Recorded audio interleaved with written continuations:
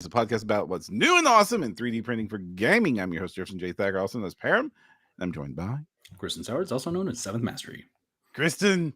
I'm Yeah, back. you are I was back. back a few days ago, but we had an interview episode that was We like did. pre-planned. But I'm back from Essen Spiel. I'm an Yes, you are. international hobbit of mystery now. An international hobbit of mystery. That is amazing. And I want to hear all about it. So let's Yes. hear all about it. Yeah, I guess this is like, what did you do? I printed a bunch of crap and flew across the world, a 30-hour commute to get to Essen. It was not fun. It was not fun. Like towards the end of it, I'm like, I am an airplane person now. I live in the airport. You're an airplane person? I exist only in this weird space of commercialism. The liminality of between spaces. Yeah, it's like all these airports are exactly the same, but sometimes I can't read the signs. Yeah, there is like a weird art essay thing I wrote that's specifically about comparing the travel spaces of airspaces to death. Mm-hmm. And I think that there's something there. There is this kind of transitional energy in the airport and the confusion of moving from space to space. And it's weird because I had these 30-hour trips, like I got to experience like the same places at different times of day, like both there and back. And like the nighttime airport is very different than the daytime airport, even though it should in all practicality be like just a 24/7 but it isn't, is it? It's not, weird. no. It's weird. I am much more a nighttime airport person. The the bleary-eyed business commuters and the hardcore travelers and the half-haunted, not quite everything's open. You have to just take what you get. There's just such a weird, like, it's like the Shadowfell version of the daytime airport. And there's this the Chicago airport, like at night when it's completely shut down, and there's like all the dinosaur skeletons around. Ooh. And then like you go underneath the tarmac in these long tunnels to get between the hub stations, and it's like the lights aren't completely on, but some of the art exhibits are on and some of them aren't, and so you get like this weird like chiming in voices from pre-recorded past with some light show, but it's not completely accurate and it's not completely functional while Kind you of walk haunted. through empty hollow. Yeah, it's like this is like 2 steps away from a post-apocalypse, but really it's just the current apocalypse that we're all living in capitalism.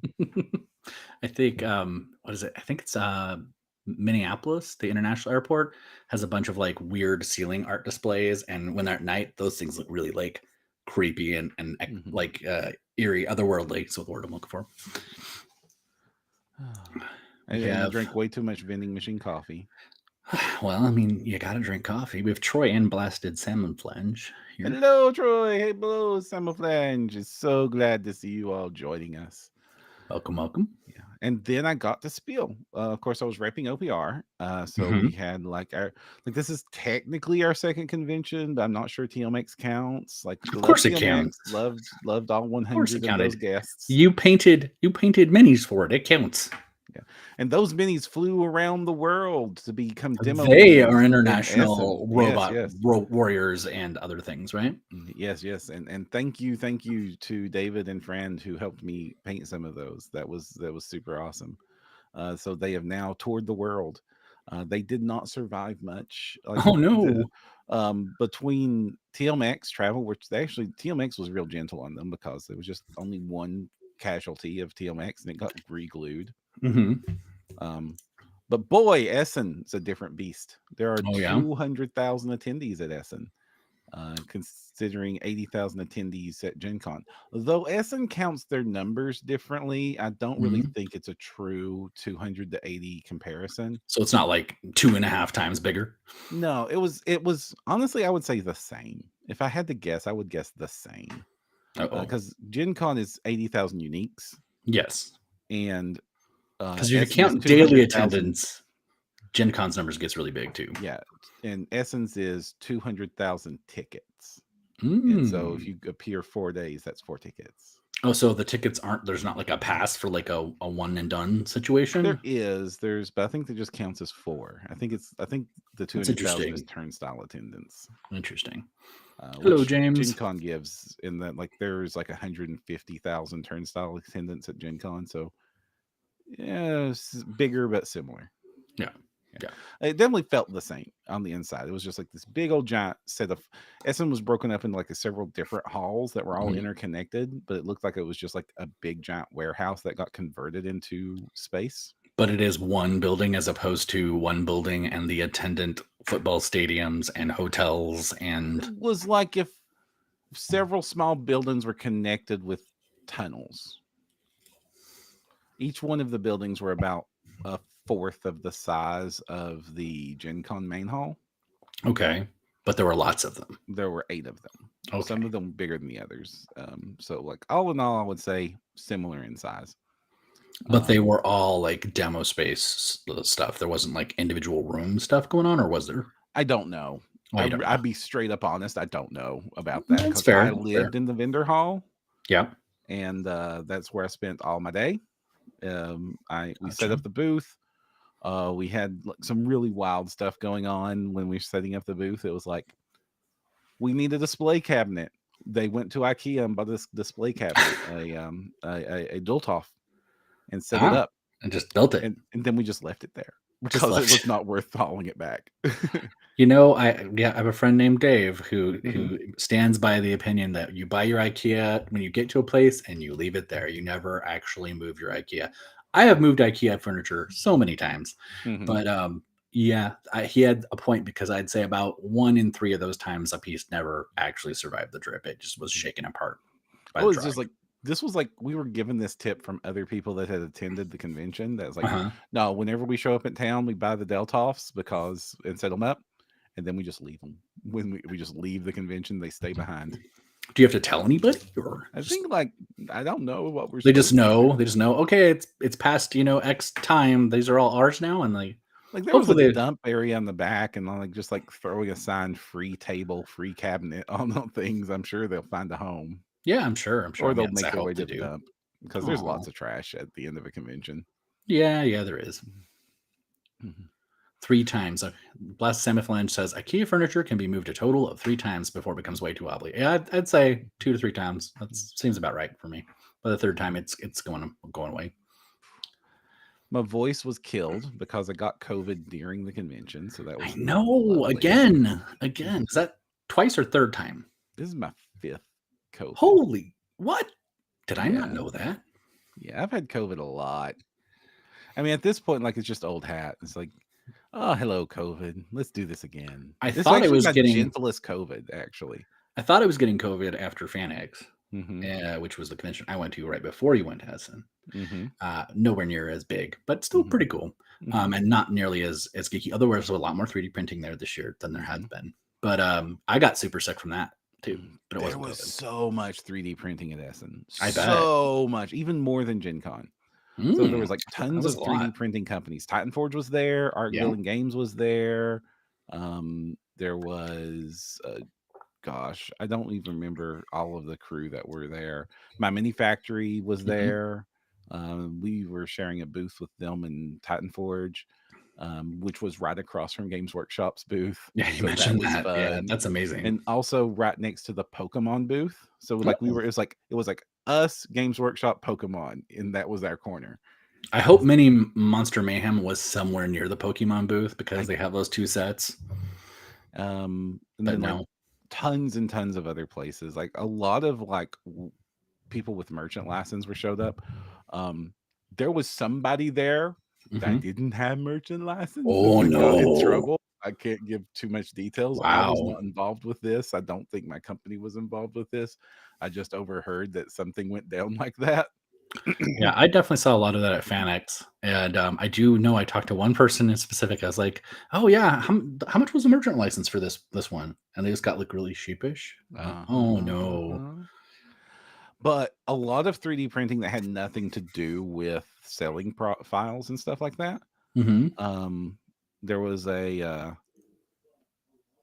like Oh, because Spiel is like super board gaming. Like this is very Yeah, board gaming, you've and like mentioned that. also like half of it is very family oriented. Like there's a lot of like family Are kids are focused you stuff. saying the Emperor's eugenic crusade to do terrible things is not family friendly?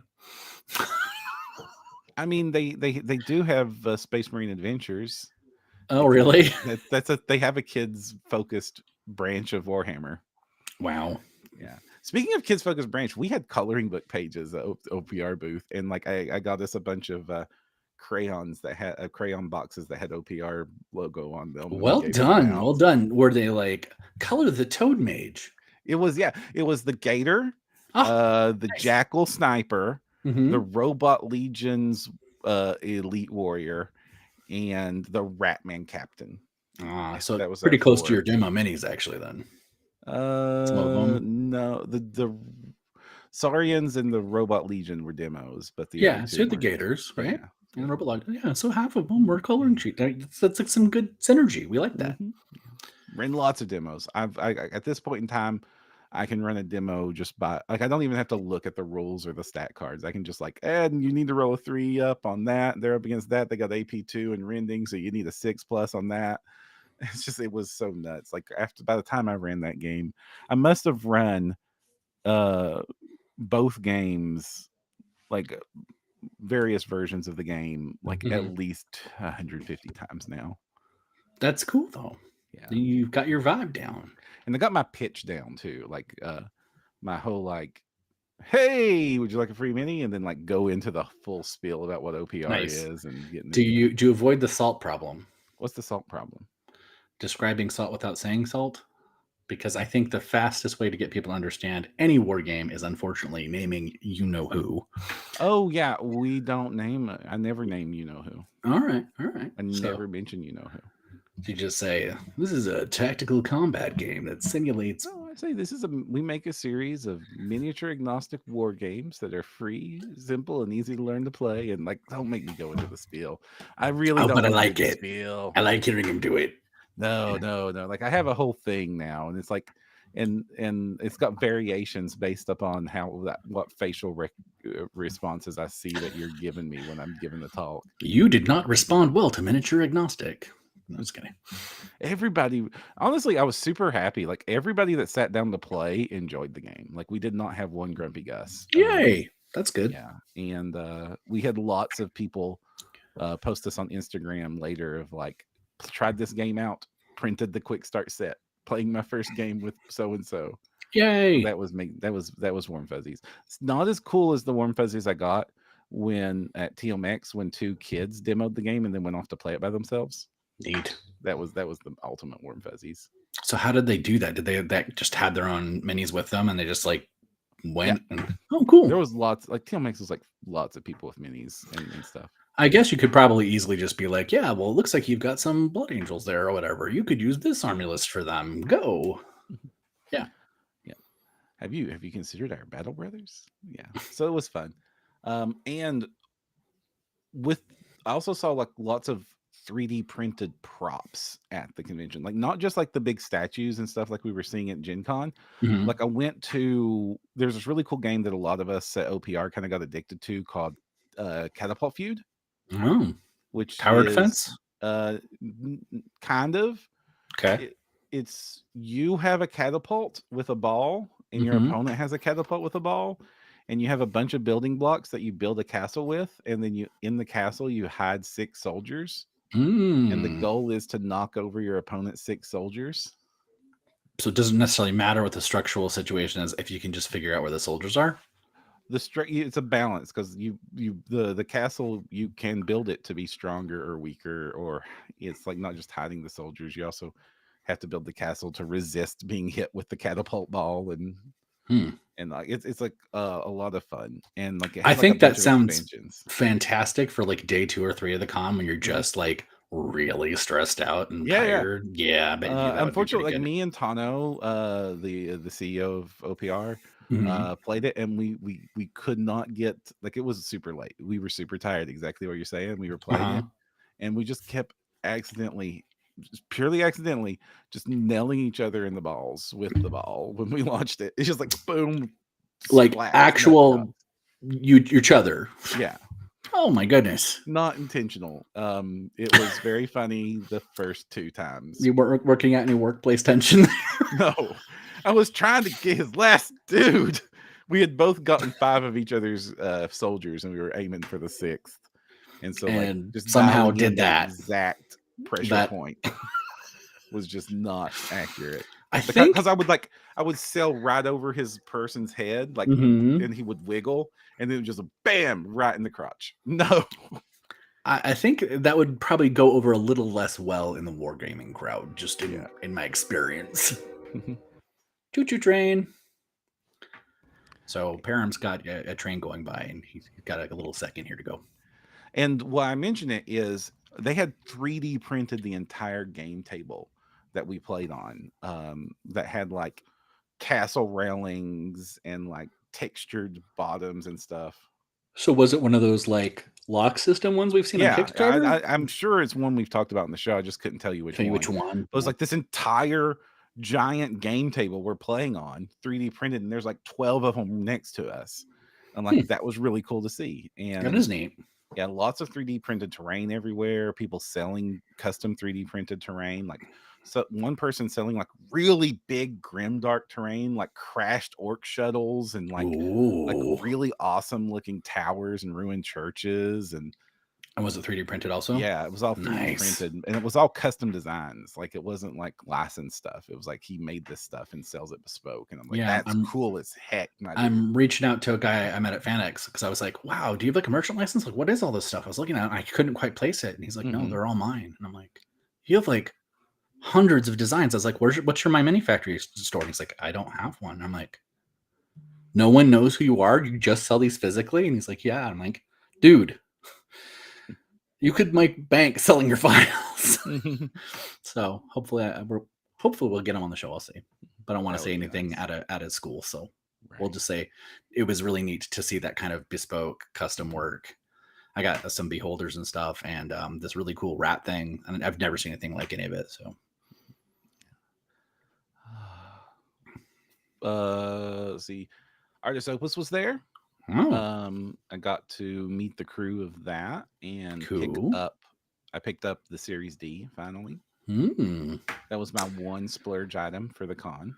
I still wonder whether or not I am worthy of such a brush, but I have my ghost finds, and I still barely use those because like they're so nice that I'm like, I have learned to just shut up and use the brush. Like, use the nice brush. Like, life is too short to make myself suffer with a crappy brush.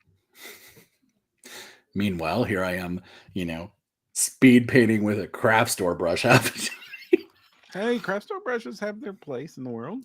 Although I will stand by dollar store dry brushing sometimes, depending on what you're doing. It can be fantastic. But I've got these nice little Kalinskis right here. Oh, and I'm going to use them. You're going to use them.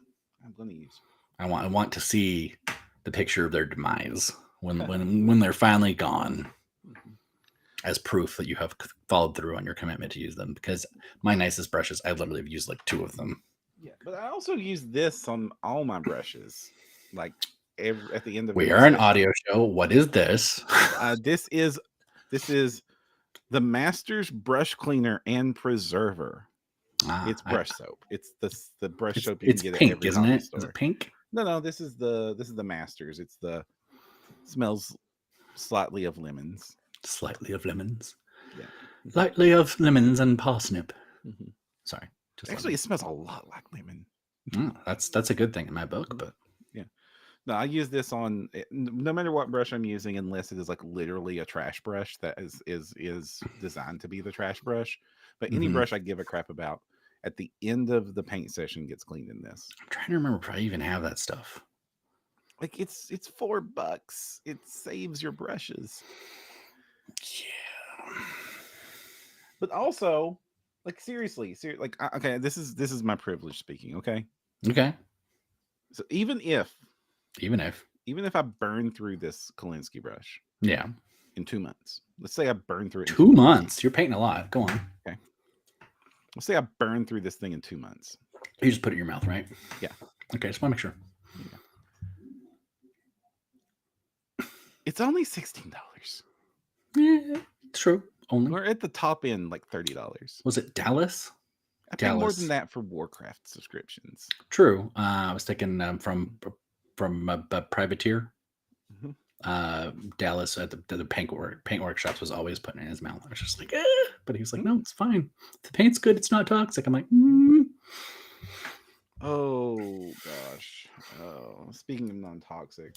Speaking of non-toxic Oh, and paint, yeah, you what?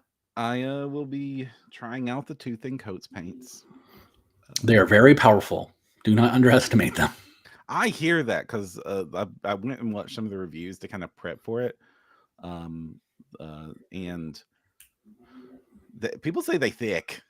They are, and thick's not even just. It is a bizarrely powerful pigmentation distribution. Like it is. Sounds great to me. It's amazing for like base coats and detail work. I struggled to use it for dry brushing on any like color application. It was so good that even like a little bit of it could spread like wildfire, even on a light application. So like if I had a tiny brush and was super careful, awesome. If I was doing base coats, awesome. But like in the middle for me, when I was doing kind of more nuanced stuff or trying to get like also trying to do like a wash with it, I clearly don't know how to do a wash with them because it was not a pleasant experience. I'll just say that. But they are very, very like bright, strong colors. Like one of the best yellow gold ranges, like for non-metallic, I mean, just like yellow and actual like orangey gold they're fantastic. I'm actually hearing the metallics are kind of brilliant. I haven't used mine yet.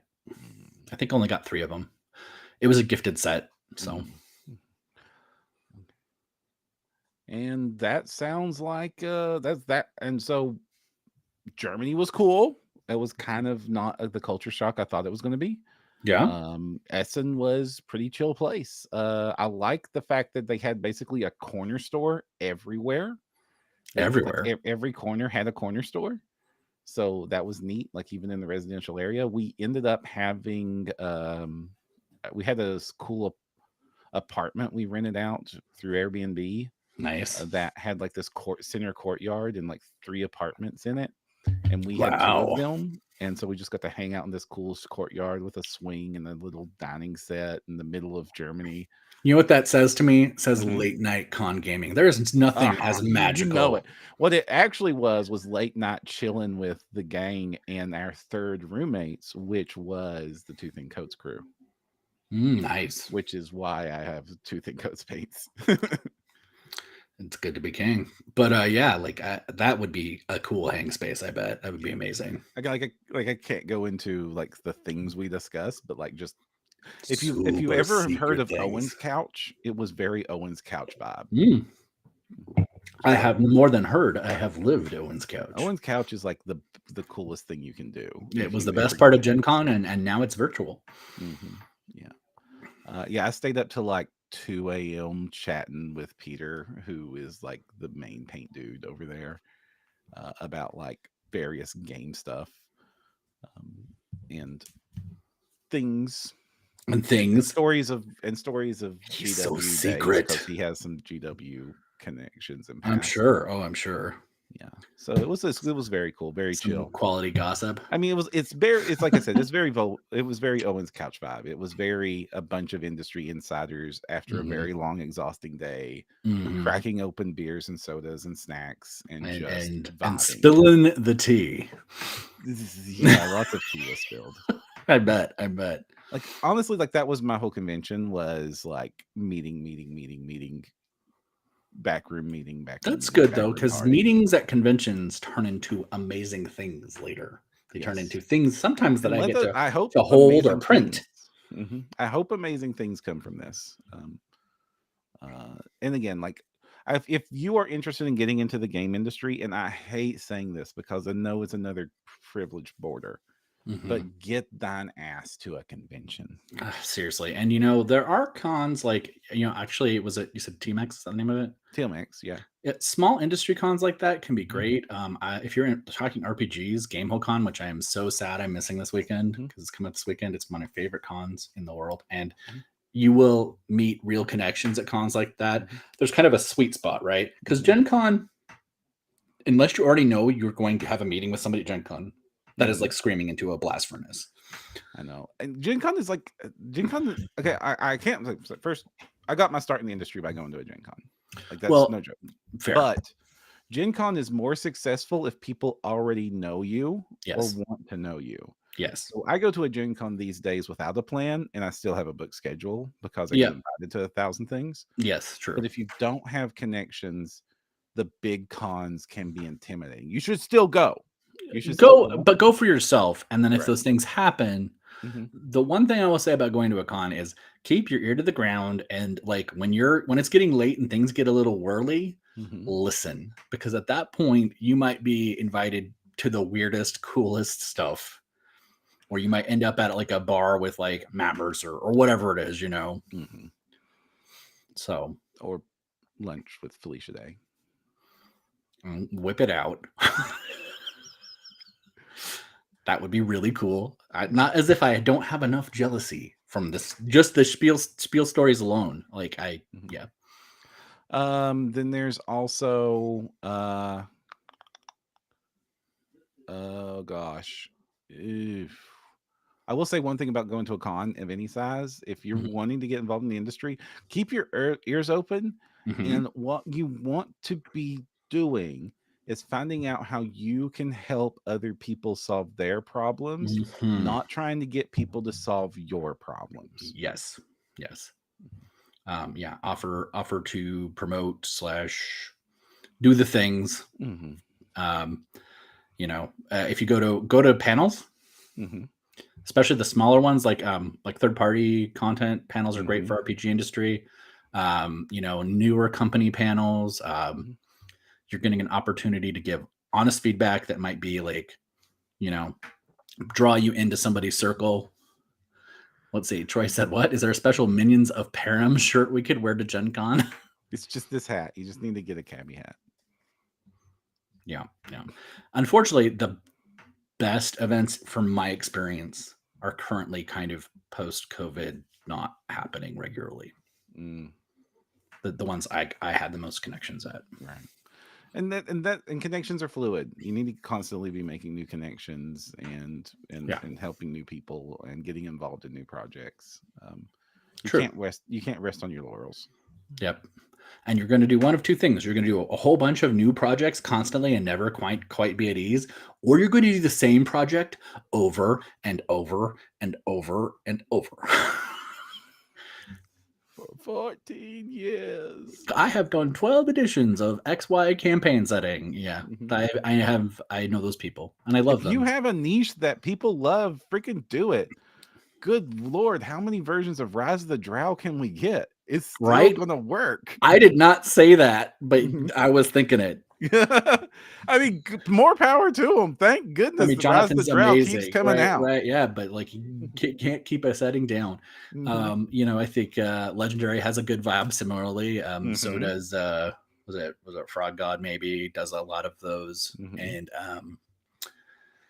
what's the last one I was thinking of?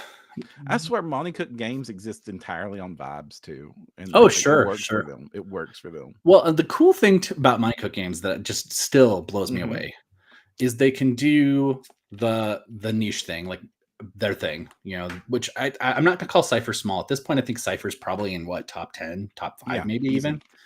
But they can do a 5e version and a Cypher version, and then usually like a third version, and like. They can do that. Like not a lot of companies land that, right? Same thing for Legendary. I will give them like immense credit for pulling off PF1, PF2, and 5e stuff constantly. Yeah, Legendary is like really, really good at that multi-edition publishing. Like it's and also like king of the Kickstarters. Like good Lord, they do great Kickstarters. And like never fail me. Like really good. I mean, sometimes they're really late, but I mean, having lived that life though, sometimes that is nothing you can do anything about. I know. And I guess I'm just sort of like personally invested because like the last one I was involved with was the Kingmaker one where I actually wrote for it. Mm. And then just like the waiting 2 years for the thing I wrote to hit public is just like agonizing. I did 18 months, so I was only a little bit over, but I still was way over than what I thought I'd be when I did mine. Mm-hmm. Yeah, But like at this point, Kickstarters are like, weirdly, except for our niche, the 3D printing digital Kickstarter. it's like It's almost usually just like boom, done. boom, like lightning. Yeah, very Heck, I'm satisfying. starting to do ones where like you pledged, congrats, here's half your stuff before the campaign even ends. Right. Like especially if you do the prepay on like my manufacturer, because they take the Yeah, the funds Frontiers immediately. ones. It's Yeah, just nuts. It's like, boom, here. Okay, I know you love it. Here's 200 STLs to print while you wait for the rest to for be the new made. ones, right? For the stretch goals, basically. Whatever. It's so great. I Yeah, love it. yeah. No, I'm there for it. And it's like it's spoiling me on Kickstarter and Frontiers and GameFound. It's just like it's Yeah. such a nice change of pace for the like because like my not counting 3D Kickstarters that like Hmm. have 100% success rate for me right now. Hmm. It's like I have a 50% success rate on Kickstarter. It's like literally half the projects I pledge on fail. I haven't. I mean, I've backed a lot of Kickstarters. Mm-hmm. If you've ever looked at my page, but Mm-hmm. I probably have only had 2 or 3 fail, and then a couple of my friends have had a couple fail. Only one of them really sticks out as like, how did that happen? But it wasn't. It was more of a communication glitch than it was like a real failure. But there's been a couple, like a fidget toy that I was really looking forward to, an electronic cat box that never came, and a couple other things that were kind of weird. But the gaming ones usually come through for me. I don't know, 50-50 on mine. And some of them nowadays I'm wiser and more knowledgeable about what is possible in the world. So like Sure, some of these I wouldn't have pledged in on sure. if it was today, Perram. But some of them are just like, the D&D documentary. Like that was a tragedy. Yeah, yeah. Hmm. Yeah. But we ended up getting several really great documentaries not related to that since then. So my needs are satiated. Sure, sure. Oh. Anything surprise you at Spiel? Like completely catch you off guard with its awesomeness, or was there an absence that was notable? I'm just curious. No, no, no. The only thing that surprised me was an entire world of games that I had no idea existed. And Okay. like not just because of language barriers. Yeah, there was definitely like a whole lot of this thing is German. I don't speak German, so of course I've never Right. heard of it. Just like a Sure. whole bunch of like games that were published in Europe that just never made their way over to the stateside or don't do the convention circuit over here. Sure. I mean, we're starting to see a little creep like that, like Dragonbane Hmm. finally came over here, and then Fabio Ultima. Did you see that, by the way? Oh yeah, Fabio Ultima was there. Yeah, cool. Cool. I mean, they were Gen Con, but And the Dark Eye, or I can't pronounce his yeah, German name, was there. I would hope. Ulysses was there. I got invited to the Ulysses party. That Cool. was really fun. Neat. And met some really cool there. Met Ulysses blacksmith. It's like evidently Ulysses just has blacksmith. Just has one, like Yeah, on that does retainer. blacksmith. Like he made like a dragon, steel dragon that's on their banister, and like another one for the CEO's office. And it's like, sure, why not? Bring me a dragon. I want to be that successful where like I a can just be like, forge I need an iron dragon here. Yes. Yeah. Honestly, like the Dark Eye, it was weird. Like the Dark Eye was like what we would consider like D&D level branded there. It was like Right. gigantic booth with humongous I'm sure. thing. Instead of when I usually see the Dark Eye booth at like Gen Con or PAX, it's like it's this little corner booth on the side next to the Pathfinder section. And she's Yeah. like, no, this was their home. This was their turf. They were Yeah. the king and I was the guest. Nice. Do they have a lot of physical product support for like? Do they do minis with Dark Eye? I've never played it. They do 3D printed minis. Oh, neat. We interviewed the crew. We interviewed Ulysses. They're doing 3D printed Dark Eye stuff. I would very much. I'm still sub to them, so I need to go download and print some of that. Cool. Neat. Alex, hello. Hello, Alex. He has joined us at last. Besides that, everything was just crazy chaotic. And then I made the long trip home, Full of and plague. then did the week sick with COVID. So it was not fun. Missed Oktoberfest. By Yeah, a matter of yeah. minutes. Yeah. No orcs for me. No orcs for Perram. I did miss whatever weird thing happened with the cell phones over here or something. Like I was out of the country when that You went mean down. the alert? Yeah, I have no like my phone didn't alert. That was, it was just an alert, like an emergency broadcast Yeah. alert. It wasn't that big a deal. I mean, people are posting like it was, Like but I was just did completely off. I was like, what's going on? What's this zombie apocalypse everybody's tweeting about? Like nothing is happening to me. I'm in Germany. did you get to try any good food? Yes. I'm gonna make a lot of our German fans not happy. Oh no, I had the bread was amazing. bread. Fresh Yeah, bread is usually good. bread So, super amazing. Had lots of different things that were bread based. That was absolutely lovely. hmm I cannot comment on the beer because my medicine means I can't drink alcohol. okay. So I did not get to experience German alcohol, which I hear is also supposed to be amazing. hmm Um, I've heard I the same.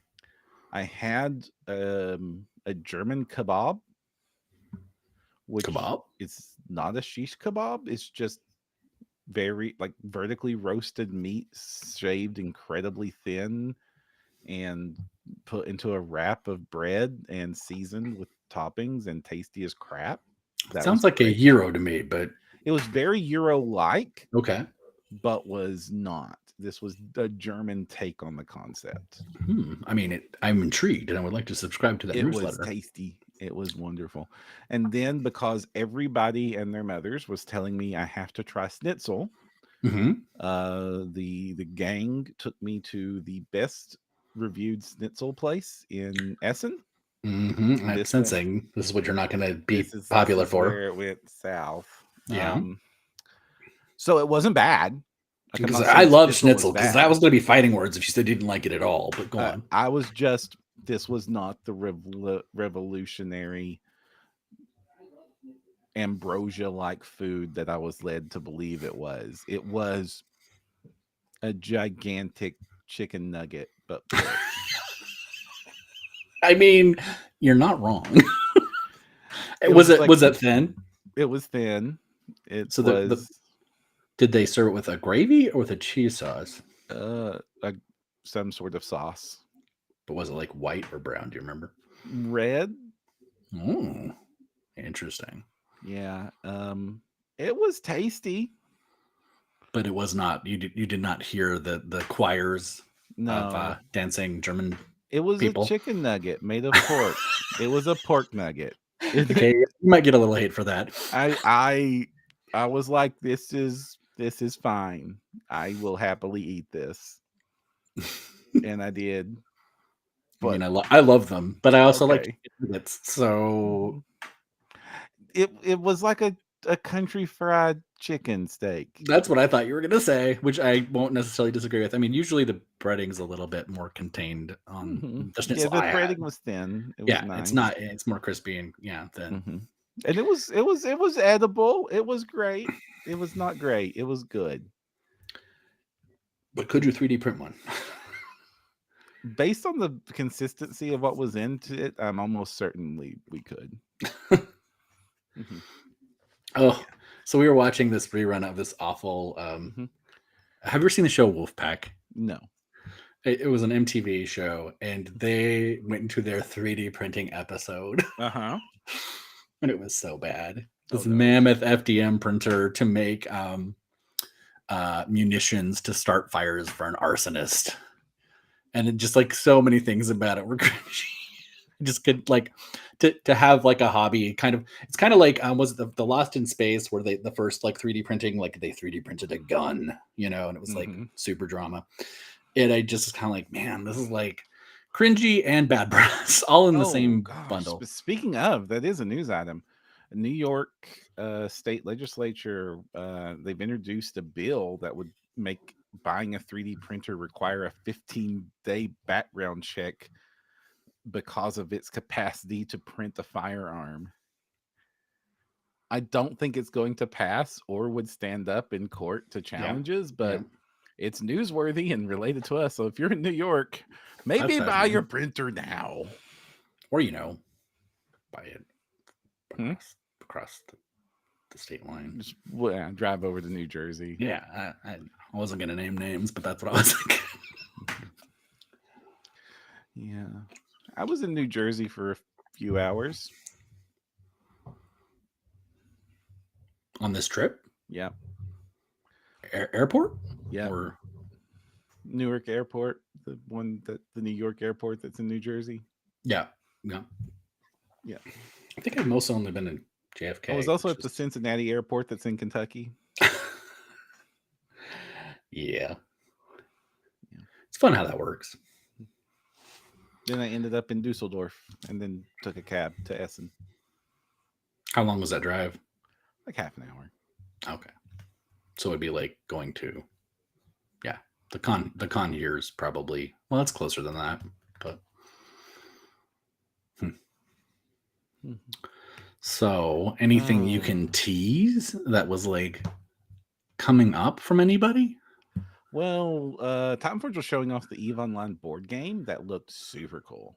Nice. They also had a really cool gimmick with their demos. If you ran one of the demos, they had this initiative token that you would use to play the game with. So you've got initiative for this turn, initiative passes, Then you could, at the end of the demo, you could take that token to a gachapon machine that you would put the token in and like crank the thing and get a little capsule with one of their minis in it. Neat. That was so cool. I like that. That's fun. And clever.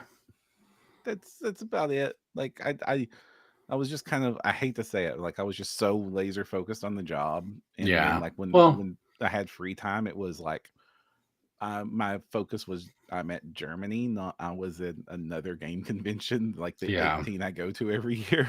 Well, like I've definitely had those like Gen Cons, right, where you overbook yourself and you're working it and you're going to events and you just by the end of it you're not really enjoying any of it anymore, and you just want to like the two Gen Cons I did full hosting on, like actually doing all the live streams for Gen Con. Oh my god, I was so dead at the end of those. I bet. I was and completely depressed. It was so much work, so much like 10-hour days of being quote unquote on and doing this, what we're doing right now, and like being super hype and super positive. Just you cannot do survive that. Like 60 plus hours of streaming and then just like probably not, though. I get pretty excited at Gen Con, but yeah, you're probably right. Honestly, at this point now, I'm much more like schedule the must-haves, and then like hit your flexible hours after that. Like get your like we wanted to see Tales of the Valiant. We went to Gen Con and we scheduled those and we scheduled a couple other things. And then it was just kind of like hop in, and then I got to hop in. I wouldn't have gone to Dragonbane if I had overscheduled myself. I just stopped by every day, saw what the line looked like. And finally, was it Sunday morning, I want to say, or I was Sunday morning. They were almost completely empty and I got in. But Lorcana was that Spiel. Oh, did they manage their line? Yes. It turns out that the Spiel is much more about enforcing the lines and the flow of traffic than Gen Con was. I might have opinions about that whole situation, but go on. I'm glad they did that. I'm glad they did that for at least safety reasons. Also, there was less line. Like the hype, I think, for Lorcana is dying. I mean, honestly, okay, so one of my lenses into the hype world is TikTok, of course. And the month it came out, lots of Lorcana content. Right. Lots. Almost all of the people have gone back to Magic that were on Lorcana. Well, it helps that you can buy Magic cards. True. And that there's not a predatory marketing like secondary market going on, right? Yeah. I mean, not as much of one. Not as much of one as there is for. But like the Lorcana, like you literally can't buy it. Like all the local stores I went to see like how many Lorcana boxes they ordered and pre-ordered by the deadline date. Like one of them, like we pre-ordered 40 boxes by the deadline date. How many did you get? Zero, yeah. Well, yeah. Like I'm seeing a little bit of that with the licensed Magic sets, like Doctor Who. Doctor Who, before it was even out, was already being marked up like a big chunk. Same thing with Lord of the Rings. And so I guess, being Disney, their own property and licensed and all this stuff, like, I mean, I guess it's technically what, Ravensburger? Yeah, Ravensburg. Yeah, and that's like not that's their first card game, right? No, they did. Oh, it's their first Collectible card game. Sorry. Yes, Yeah, the they first did CGG. Villainous. Yeah, but yeah, this is a little different. And it feels like maybe was not prepared. We're not prepared. I don't know. Who knows? But it's not 3D printing, so who cares? Yeah. I'm sure there would be all kinds of cool 3D printed accessories and stuff for it. Like, I'd be surprised if there aren't. I bet you there's already really cool stuff. It's going to be hopefully a good season of stuff like that, where we're seeing all this new properties and stuff come out, and old properties returning. Like, I'm hype. I was actually hoping we had more creators in the chat tonight, because you know what today was? What? I'm wearing this. It'll give you a narrow hint for why I would be excited about today, but specifically why I'm excited about today. No, it's Planescape Day. Oh, and the new Planescape set came out officially today. Wonderful. Mine was savaged. I've already had to submit a return request because it was news. Yes, and does not put a lot of faith in the now internalized distribution system of Wizards. By the way, I don't know if you heard that news. Oh boy. Yeah, they got rid of. I heard that they were cutting all their contracts with Random House and everything. Yeah. So I had assumed they'd be using Amazon as their distribution, but I don't know if they are. So, anywho, I will tell you this: my first experience receiving a product directly from them, it was destroyed. So I'm having to begin an arduous process of getting a refund for it. Well, back when I got product directly from Wizards as a game store, destroyed was a common description of the things we would get. Yeah. So this doesn't sound like a new problem. It doesn't, but I will tell you this: I worked in Barnes and Nobles for 17 some odd years, and Random House boxes were very rarely damaged. So I bet you there's some item line in that budget decision that did not get considered. But who knows? Maybe I'm wrong. Maybe they're gonna make even more money. But yes, Planescape. So what I was getting at with all that is there is an entire bestiary of new critters and old critters. And I know some people have already been reaching back, even like Comet Lord already did a bunch of stuff. A couple other people, I know Epic's done a few, but there are also some new monsters, the Time Dragons, things like that we had never seen before. So hopefully we get some of our creators diving on these critters, because there's some really cool stuff, and a lot of opportunity to do takes. I would love to see some off-market Dabuses, for instance, or Dabu. I don't know how you want to say them. It's like the whole sigil versus sigil thing, because technically it's canonically sigil. But yeah, I know like 90% of everybody I've ever talked to says sigil. Yeah, but I'm gonna say sigil 90% of the time. But yes, having talked to the creative team that did it, it was sigil. But anyway. Yeah, so there's a bunch of stuff, and Blasted Samophalange. I will just point out that a lot of that art is online if you feel inclined to check it out, if you don't want to pay the thing.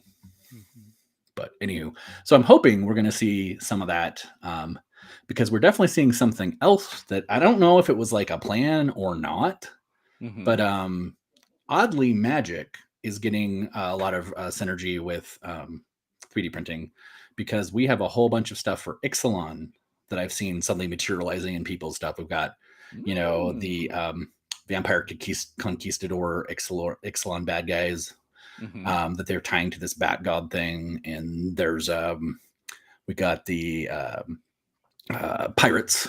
And Pirates. Speaking of pirates, Ian Lovecraft's also doing an amazing new pirate Kickstarter that just kicked off. Ooh. Yes. I haven't seen that or heard about that. Yes. Oh, no, it's amazing. It's called Rum and Something. Some Rum and... now, of course, I'm blanking on the other word. It's R&R. Rum and Something. I'm sure you'll find it. Kickstarter? Is it a tribe? Or I think it was a Kickstarter. But anywho, so we got pirates, and of course we've seen some kind of Mesoamerican warrior types and dinos. So I'm hoping we'll see some more of that, because that's coming in. And if you haven't heard, I've already made a big to do about this elsewhere. But Ixalan has been revealed to be on Mystara. which is an OG D&D setting. Ooh. Because the next setting is Hidden Caverns or Lost Caverns of Ixalan, which is turning out to be the Hollow World setting inside of Mystara. So basically, Ixalan is a continent on the other side of the world, and the known world never fully got like populated, although the map is ridiculously big.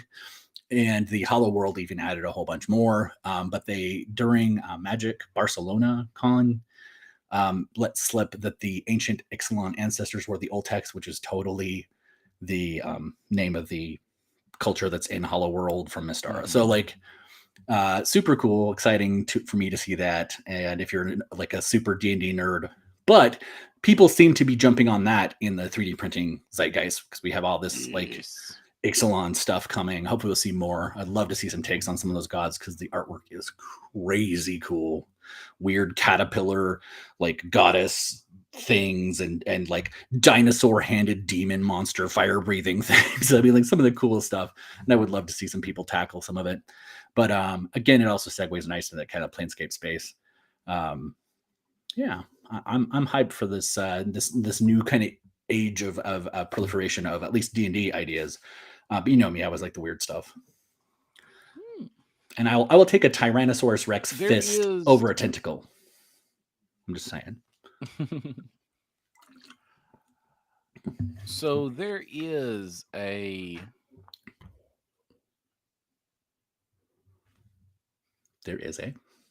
I've blanked now. I've blanked. Was it about Tyrannosaurus fists or tentacles? No. It was about owlbear mounts. Owlbear mounts. Yes. Artisan Guild. I need to shout out Artisan Guild. This month they released the Hobgoblin set, and the Hobgoblins are riding owlbears. I did see that, of course. Because Artisan Guild makes all their minis mounts swappable between them. They are. So you can now have owlbear mounts for anything that Artisan Guild has ever made. You want wood elves on owlbears? You got it. You want goblins on owlbears? You got it. You want dinosaurs on owlbears? You got it. If you just want 6 awesome owlbear poses, that too. Yeah, they're available without the saddles. They are without the saddles, but I did see that, and I don't know if you remember, I had to convert a Duncan Rhodes mouse to ride on owlbear because in my Wednesday game, I have in fact a monster cowboy who rides an owlbear. Yes. His name is Clover. He's a little cute mouseling, and his he calls it a hootger, but it's an owlbear, and its name is Honey, and it's adorable. Anyway, that is wonderful. It's called Rum and Something, by the way. The Ian Lovecraft. It's already like ads for that. Has it started? Yeah, it is on. It's already almost 50,000. It's way funded. Of course, we know that because Ian Lovecraft has delivered almost everything I've ever heard of that they've been involved with. I think they maybe supported and stuff. They supported the one project that wasn't theirs. That was a little too close to Hobbiton, I should recall. But that wasn't their fault. The buildings he made appeared in the next set he made anyway. Yep. Oh, David. Hi, David. Rum and Something. See, it's like rum raisin cake, but it's instead a cake full of rum and pirates. A pirate ship from Ian Lovecraft. Oh, yes. Heck yeah. Oh, but look at the pirate shantytown thing. It looks my gosh. This is so cool. The freaking boat in the roof of the tavern. Yep.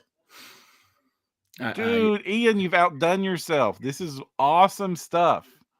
It makes so anyway, again, because of Ixalan, I'm like more and more like, do I need to run an in-person Ixalan game where I'm like printing pirate towns because there's a pirate fleet, then they have the vampire, whatever. And I believe Titan Forge and Epic both have some like conquistador-y, cleric-y looking things happening that could easily be turned into our vampire, colonizers, whatever they are. And then, we've got the dino sets too. So I'm excited. Hi, David. Hello. David's popping in late, but I think we had a couple disrupted weeks. So hopefully we'll get our rhythm back here now. I love the Sea Fort too. It's just an incredible set. And it's like early bird was like 39. Dragon Trapper's Whale. Although to me, the Dragon Trapper's Whale would be more like Spelljammer. It's still an incredible piece though. I don't know. It's like 5 feet long, though. I I have yet to master FDM printing that I could successfully print that and not like lose my mind because I'm sure it would just fail and fail and fail for me. This is making me really want to get the new freaking Neptune with the Clipper software so I can just pump these out. Mm-hmm. I'm gonna have to do that. I'm But you just already gonna have a have to do 3, it. don't you? That works pretty I know, good, but doesn't 3 it? doesn't have Clipper. Like the when you have so the difference between a 3D printer without Clipper and a 3D printer with Clipper is that the 3D printer with Clipper is 5 times faster.